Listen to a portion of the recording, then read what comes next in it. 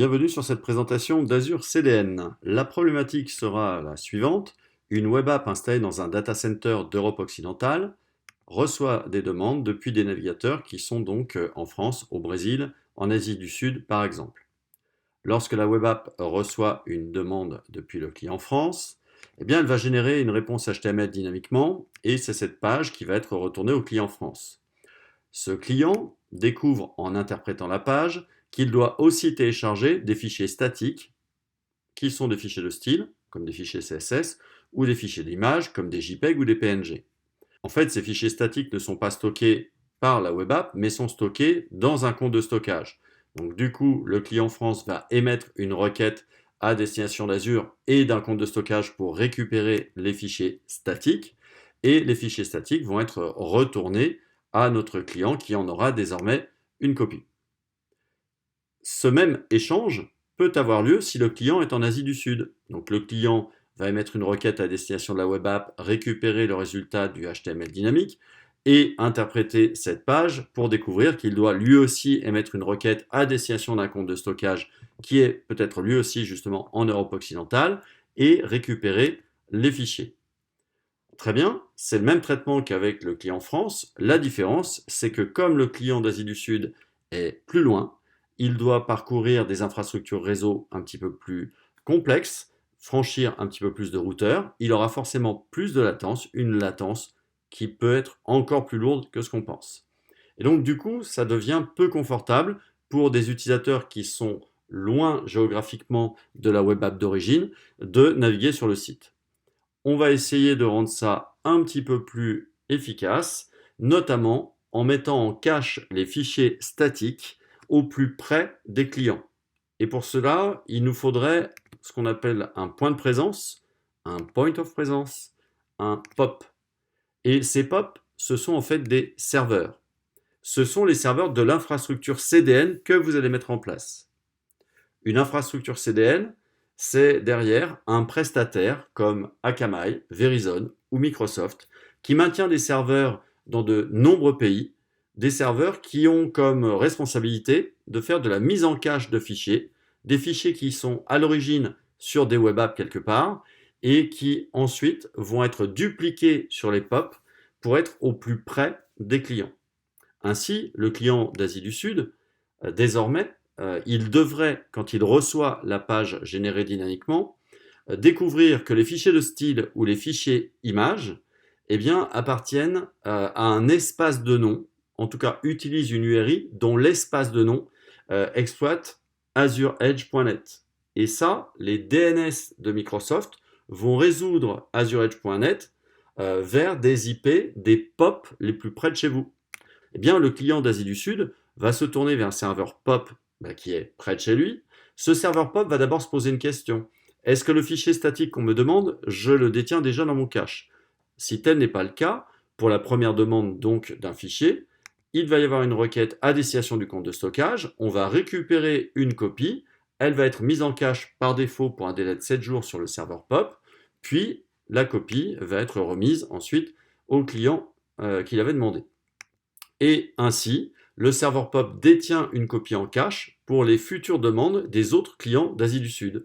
Et ces serveurs POP, il pourrait y en avoir également en France, comme au Brésil, comme dans d'autres pays. Et au fur et à mesure des requêtes des navigateurs français ou brésiliens, eh bien, les caches de ces serveurs POP vont également se peupler comme le serveur POP d'Asie du Sud. On va maintenant passer à une démo pour essayer de comprendre la mise en œuvre de tout cela. Nous voici sur le portail Azure. Il est question maintenant de créer un profil CDN.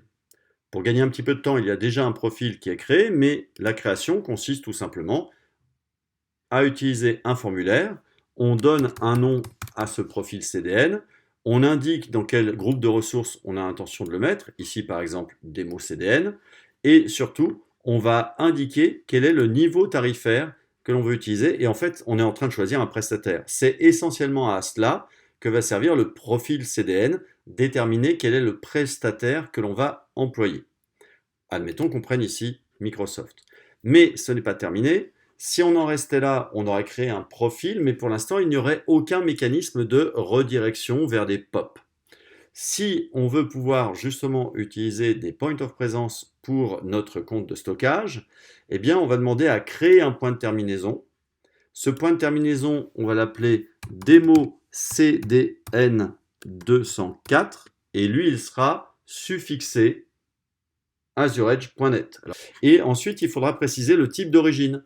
Comme nous, on veut mapper ici l'URI démo cdn204.azuredge.net vers en fait quelque chose qui est l'URI d'un compte de stockage, on choisira stockage et on choisira du coup quel est le compte de stockage concerné. Il y avait déjà un profil créé et ce profil était donc équipé de ce point de terminaison.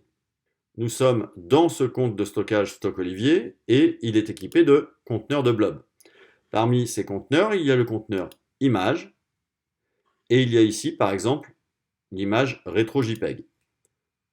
Puisque les services de stockage sont appuyés par une API REST, eh bien on peut récupérer ce fichier en utilisant l'URI suivante.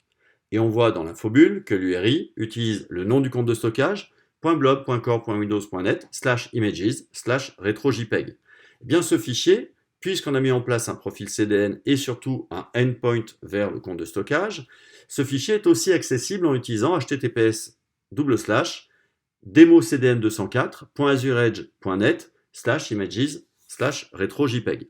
Et simplement, on a deux URI possibles pour le même fichier, mais en fait, l'idée, c'est qu'une URI nous guide jusqu'au fichier là où il est à l'origine, c'est-à-dire dans ce compte de stockage, et c'est donc cette URI que nous avons sous les yeux, et l'autre URI qui utilise azuredge.net, elle va nous emmener vers un POP.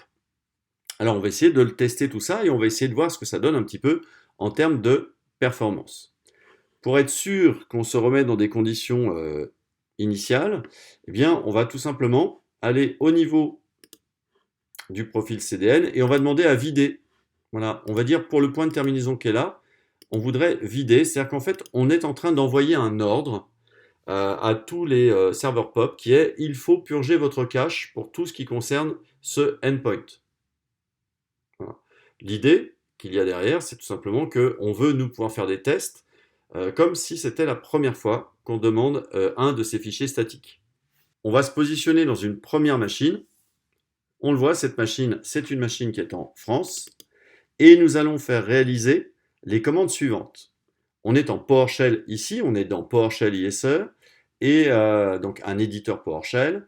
Nous avons ici un petit script qui va s'occuper surtout de passer deux commandes. On utilise l'alias curl, mais en fait, c'est l'alias d'une commande HTTP qui est invoke HTTP request. Donc on veut émettre une requête HTTP pour récupérer un fichier et se le stocker sous un certain nom. Alors, première URI qu'on utilise, celle du POP. Deuxième URI qu'on utilise, celle du compte de stockage. Et chaque commande est enfermée en fait dans une autre commande qui est measure command. En PowerShell, measure command, ça permet de chronométrer le temps de réalisation de la commande qui est enfermée dans les accolades. Donc en fait, nous, ce qui va nous intéresser, c'est fais l'opération de téléchargement et donne-nous le nombre de millisecondes que cela t'a pris.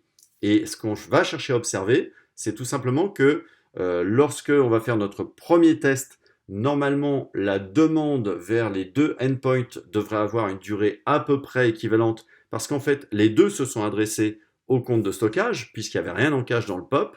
Et pour les essais suivants, on devrait s'apercevoir que lorsque l'on requête le POP, eh bien, le temps de traitement est bien plus court que lorsque l'on requête le stockage d'origine.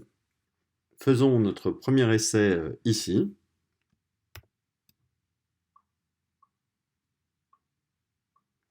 Voilà, on vient de faire une première tentative et qu'est-ce qu'on observe?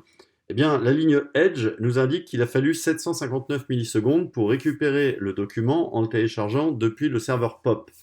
Et en le demandant au compte de stockage d'origine, il n'a fallu que 549 millisecondes.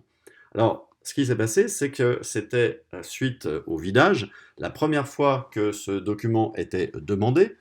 Donc du coup, il n'était pas présent sur le serveur POP. Le serveur POP a dû faire un rebond vers le compte de stockage, télécharger le fichier, puis ensuite le faire parvenir à notre client. Le passage par le serveur Edge, ici, n'a pas été spécialement performant. Mais si on répète l'opération à nouveau, là, cette fois-ci, on voit que le serveur Edge répond en 112 millisecondes quand le serveur de stockage répond cette fois-ci en 754. On peut répéter à nouveau l'opération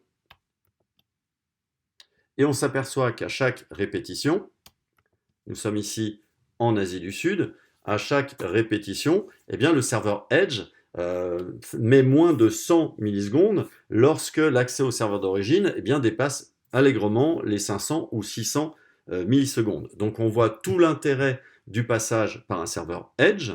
Si maintenant on s'intéresse à un autre fichier, puisque là on était sur le fichier RetroJPEG, on va tout simplement constater, si on relance la commande,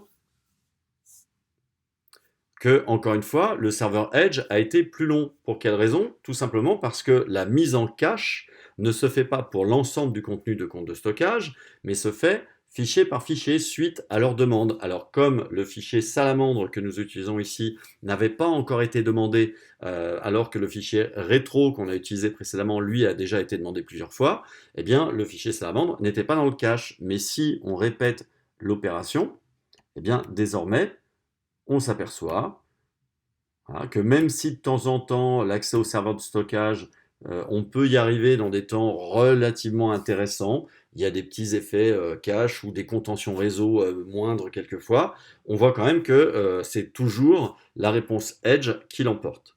Là, on est en Asie du Sud, on va aller voir maintenant ce que ça donne sur la machine France. Nous voilà dans la machine France, on va commencer par le fichier rétro. Voilà. Et là, alors il se trouve qu'un essai avait déjà été fait depuis la machine France. Eh bien, on observe un petit peu la même chose. Alors, ce qui est intéressant surtout, c'est de voir que c'est toujours le serveur Edge qui l'emporte, mais que par contre, les valeurs sont plus basses.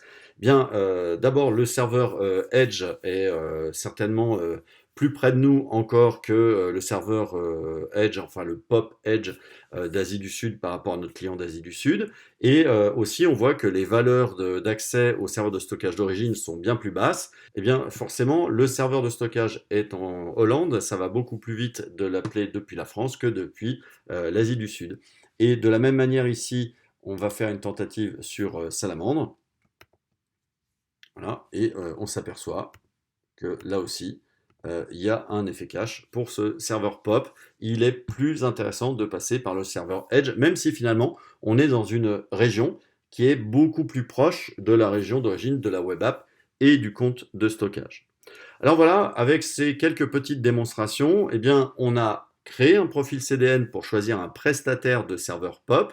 On a ensuite créé un endpoint pour indiquer que notre compte de stockage, c'était justement la cible des mappages sur l'espace de nom azuredge.net.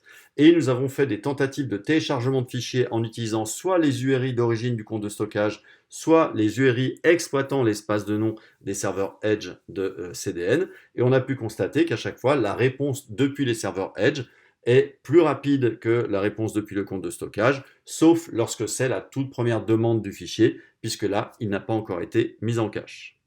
Voilà, merci pour votre attention. À bientôt.